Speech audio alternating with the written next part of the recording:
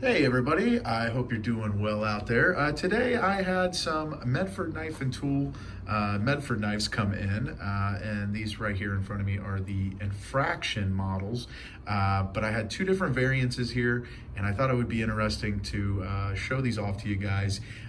Maybe you found this because you were searching Medford. Maybe this is the first time you've seen Medford because you already subscribed to me and you're used to seeing the other content and not, me not talking about knives as much. But if, especially if you're new, you should definitely look a little bit more into Medford knives.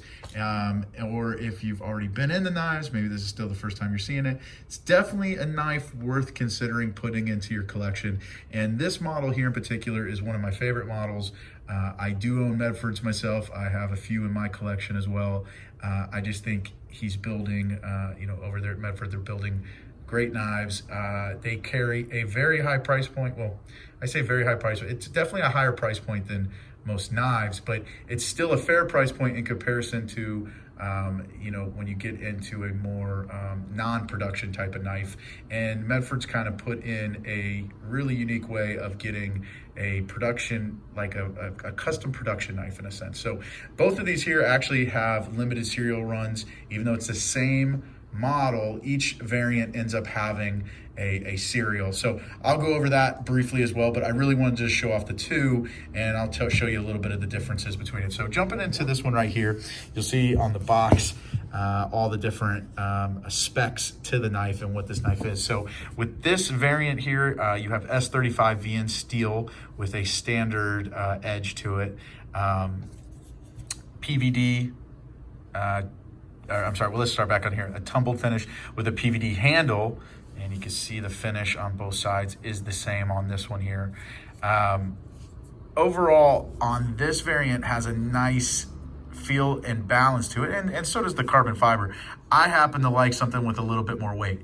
This weighed in at about 6.1 ounces, so a little bit heavier than the one I'm about to show.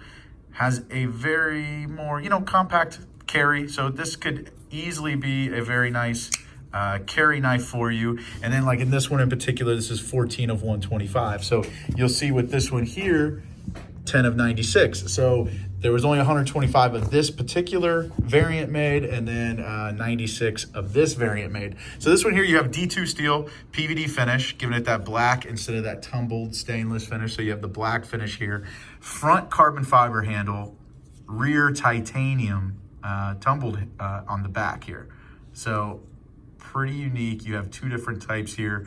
The carbon fiber definitely helps on the weight there. This one dropped down to 4.7 ounces, down from 6.1 on this guy here. So even lighter than the first. Balance-wise, when it's open, still a really nice feel and grip. Definitely lighter. For me personally, I happen to like knives to be a little bit heavier, but some people would prefer them to be even lighter. So that is your main difference there between those two. Also on the spring, let's see if we can get it here. Titanium tumbled spring versus a PVD finished spring. Both are still super smooth, and they're brand new, so they still have a little bit of breaking in to do, and they both still are super smooth on the close and the open. So that is the two infractions that I have here in front of me. I thought it would be interesting to give that a quick view. Let's flip these over so you can check out these sides and get a nice video view of both. So here's the back end of that carbon fiber. And there's the front with the blade. Super cool. So guys, thank you so much for tuning in. If you have any questions at all, feel free to leave them in the comments.